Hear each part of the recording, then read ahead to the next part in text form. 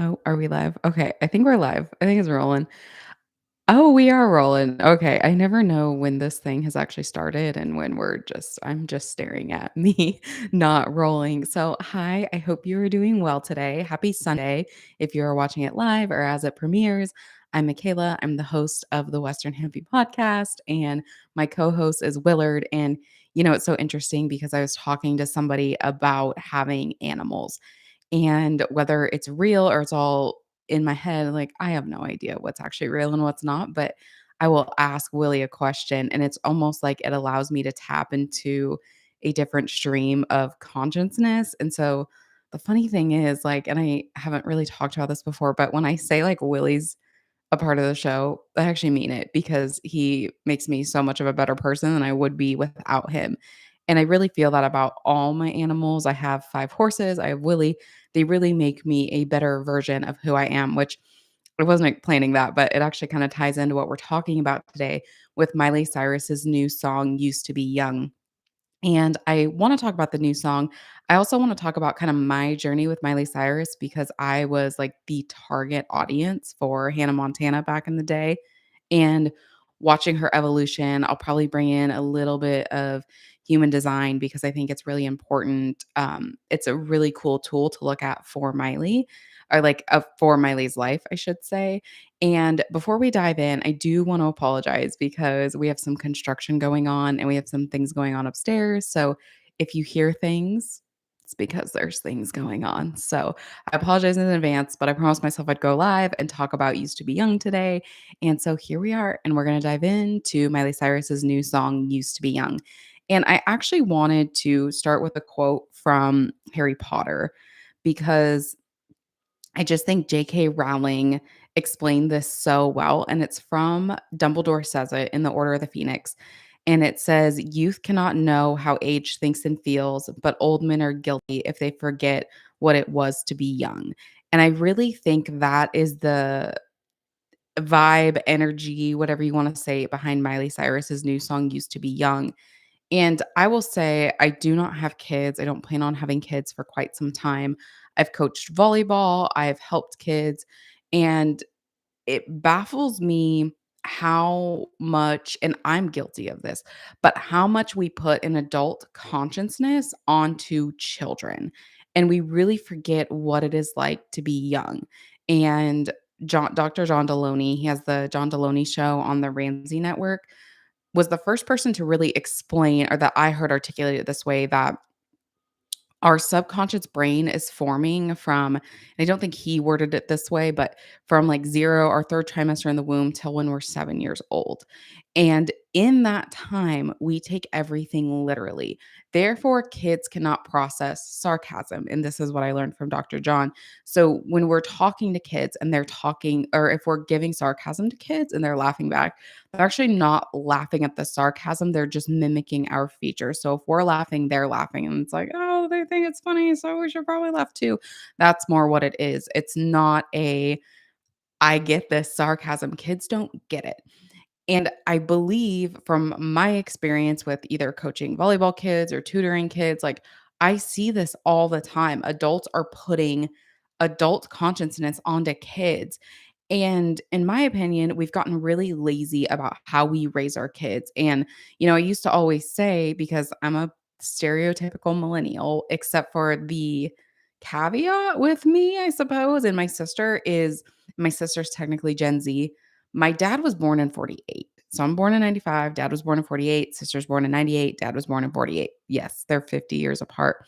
So that is the difference, and my mom was born in 57. So we are millennials, and I'm a millennial, my sister's a Gen Z. However, we were raised by boomers and not Gen Xers.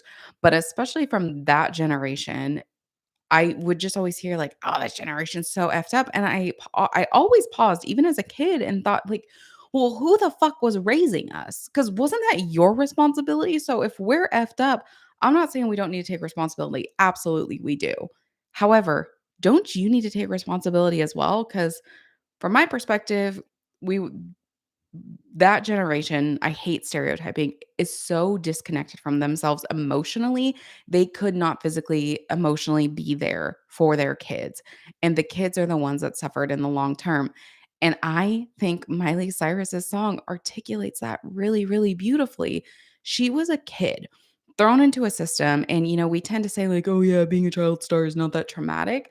But when she was on Kevin Hart's show, she actually explained the identity crisis she went through. And so if we go back to that brain is forming from 0 to 7, and then from then, you're supposed to be finding your own, like, self-identity.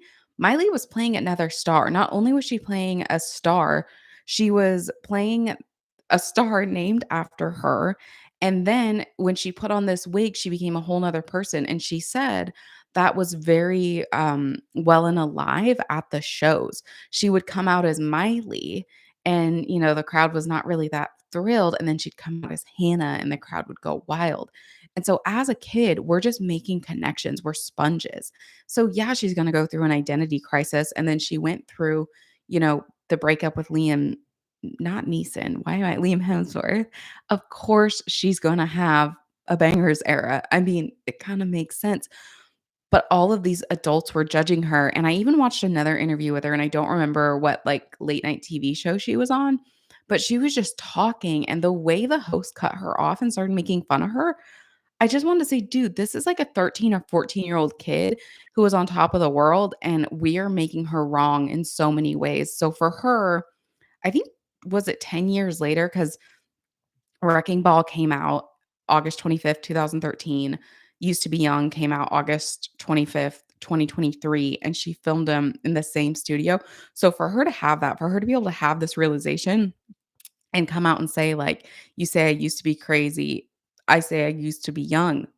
Yeah, and she was raised, like, in a TV set. I mean, some adults don't work as hard as she was by the age of 12. I mean, it's kind of bananas. So, anyway, with that being said, I want to talk about the meaning of this song. And if you watched the last video of The Cry of the Country with Oliver Anthony, the Richmond North of Richmond song, I did something similar because my hope in, I mean, one, I'm doing this live, but two, my hope is that by reading it, we can, instead of playing the song, we can detach a little bit from it and look at it from more of an objective perspective. Because when we tend to listen to the same thing, we just go into our preconceived notions, if you will, of the song. And so I'm going to read it in hopes that we can look at it maybe a little differently than we have by listening to it. So the first verse says, "The truth is bulletproof. There's no fool in you. I don't dress the same. Me and who you say I was yesterday have gone our separate ways. Left my living somewhere and left my living fast somewhere in the past because that's for chasing cars. Turns out open bars lead to broken hearts and going way too far." And I just think that is so beautiful and so well said. And the funny thing is, I don't like this song. I don't like the sounds of it. I think the music video is fucking weird. Like, I know she's staring down a camera into her mom, and the thought of it is actually really beautiful. But just the look on her face the whole time, like, it's so phony to me. Like, she's trying to prove something, and maybe she is, and maybe that's okay, and maybe that, that works for the song. But for my style, I think it's weird. I don't like it at all. And so actually listening, like, again, reading this out loud, I'm like, "Oh, that's really, really powerful," because I think of the saying, and I've slightly mentioned it, but in 2019 was like my big deep dive of personal development and how the brain works and psychology. And then from 2020, I call 2020 the year my brain broke, but from 2020 to 2021, I was a hot mess. And then from 2021 to now, have really been going into healing and growth and the subconscious mind. And how do we start from that third trimester and get to where we are today? Like, what is our operating systems, the values, beliefs, and rules? And the one thing, there's a book, I have not read it yet, but I've watched a lot of interviews with Gabor Mate, and he has a book called The Myth of Normal, trying to heal in a culture. I can't remember the tagline, that wants you to be ill or wants you to be sick or something like that. But I think of, this saying is a cliche, but let's put it as a belief. You can't teach an old dog new tricks. And I see this all the time in our culture. Like, I often ask the question, do people not change or do we not let them change? Because when we put people in a box of you can't teach an old dog new tricks, how you are is how you will always be, or a leopard never changes its spots. Like, choose whatever you want, but that is a belief living in the subconscious mind of so many of us. And so for Miley to come out and say, who you say I was, like, we've gone our separate ways, but you keep trying to pull me back into that box. I just think that is such a beautiful way of saying, let people change, let people evolve, let people grow. Of course, I'm not the same person I was when I was 14. Of course, I'm not. Like, so much has happened since then. Our brains aren't even fully developed till we're 25. And yet we're trying to keep these kids, if we have a kid that's a partier, if we have a kid that likes to sleep around, like, we keep them in that box their whole life and say things like, "Oh, well, did you grow up? Or are you still like that?" Or we almost expect them to still be like that. My friend and I were talking one day because we talk about how we lie when we're kids. And there were some lies that she told me we were kids. I'm like, I don't hold that against you. Like, you were a kid. You don't lie anymore. Like, big whoop. Had I been in your situation, in your childhood, in your household home, I would have lied too. Like, let's move on. Let's move forward. And so I just thought how Miley said that was so beautiful. And then the chorus goes, I know I used to be crazy. I know I used to be fun. You say I used to be wild. I say I used to be young. You tell me time has done changed me. That's fine. I've had a good run. I know I used to be crazy. That's because I used to be young. And again, I think it's just such a beautiful reminder of the Dumbledore quote I read earlier. Like, we forget what it's like to be young, and our 20s, in my opinion, are meant for experimentation and figuring out who we are. And so, of course, there's going to be these different identities and these different transformations. And this is why I actually wanted to bring human design into it. So, if you don't know what human design is I don't it's a energetic blueprint of who you came here to be. I like it better than astrology. I have not had something articulate who I am as well as human design. It's very tangible. It just talks about how your energy operates in the world. And so for me, I'm a manifesting generator. Miley Cyrus is a manifesting generator, and her and I both have open G centers, which is the identity and the love and direction center. And so in human design is what it says. We have 9 different energy centers. And what human design says is where you're open, where the centers are white, that's where you're empathetic to the outside world. So for me, I have a defined solar plexus. So I don't take on other people's emotions. I take on their identities because my identity center is open, but not my emotional center. So the emotions I'm feeling, unless I've taken on somebody else's identity, are mine. And so is why I find this interesting is because of Miley Cyrus's identity changes throughout the years, because she's very much going to get an identity from the outside world. The problem is when that becomes too much, I believe that's when we get a bangers era or a just an outlash of like, I'm done with you telling me who I'm gonna be here to be. This is who I am. And the other interesting thing about Miley Cyrus is in human design, we have this thing called a life theme. And so this is like the energy we bring to whatever we do. And she is a sleeping phoenix. And so the phoenix, like in Harry Potter, if you've seen it, they're supposed to burn to the ashes and be reborn. They go to the ashes and they're reborn. So their life is very much a identity death and an identity rebirth, an identity death and an identity rebirth. And if you line her albums up, you can see it so clearly. And when I really went back into loving Miley Cyrus, it was in the Plastic Hearts era. So that was her rock era in 2020. And what amazed me the most was how quickly she was able to move forward and to move on. Yeah, she had a mullet and she had this rock era. And then she was on to the Endless Summer Vacation era. And now she's in this Used to Be Young era. And it seems like the older she gets, the quicker she's able to cycle through these identities, which is her purpose. And to me, it's just so beautiful to see her human design and to watch it play out on stage, like quite literally. And the other cool thing about, or not cool thing, that was the wrong word, but there's a song in Endless Summer Vacation, so her last album called Thousand Miles. And if you have an open G center in human design and you happen to be listening to it, like this song is an open G center song. It's called, like, she's 1,000 miles from everywhere, and, I'm not always right, but I ain't got time for what went wrong. And it's just this, like, to me, when you have an open G center, it's like the God, the universe, whatever you wanna call it, it's just, like, flowing through you. And I think Miley does that so well, even how she covers a song called "Maybe" by Janis Joplin, and to me, you can just, like, feel Miley coming through her, but Miley coming through Miley, but you can also feel, like, Janice coming through Miley, and to me, that's just such a beautiful example of the open G center and human design, and Miley, plays it so well. So, anyway, I had to talk about that because it it's harder for me to like, I used to tell people, like, when it came to this stuff, like, "Take your cosmic fairy dust and shove it up your ass." Like, I was not into this stuff at all, and so, there's a part of me that's always slightly skeptical about these type of things, and so to see Miley Cyrus's human design chart, and then also to see how it's played out on stage and how it's played out, I'm like, "No, there's something to this crap," because I'm seeing it happen in front of my eyes. So anyway, I had to plug that because it's really cool. So the next verse goes, "Take one, pour it out. It's not worth crying about.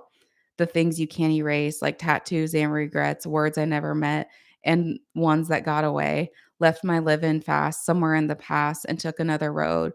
Turns out crowded rooms, empty out assume there's somewhere else to go." And then she goes back into the chorus.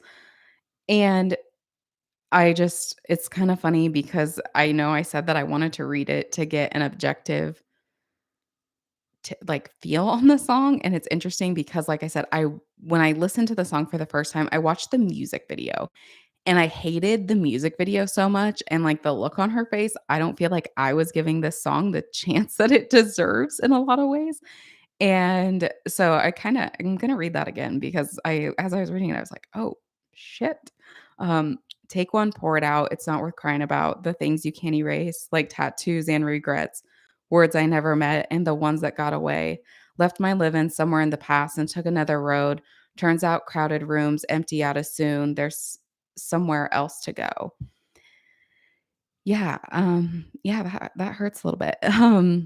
I'm writing a book right now, and I'm actually writing about kinda ones that got away, actually, and so I'm in this moment of, as I'm writing about it and reflecting about it, like, I feel like I'm processing the emotions for the first time, and there is this, like, "It happened, but now what?" And I think there's this, I see it of, like, "Oh, there's always something we can do," like, belief in our culture, but sometimes there's nothing you can do other than grieve and move forward, and so that verse to me is actually just really a beautiful summary of how, like, sometimes there's nothing you can do but say it happened and move forward.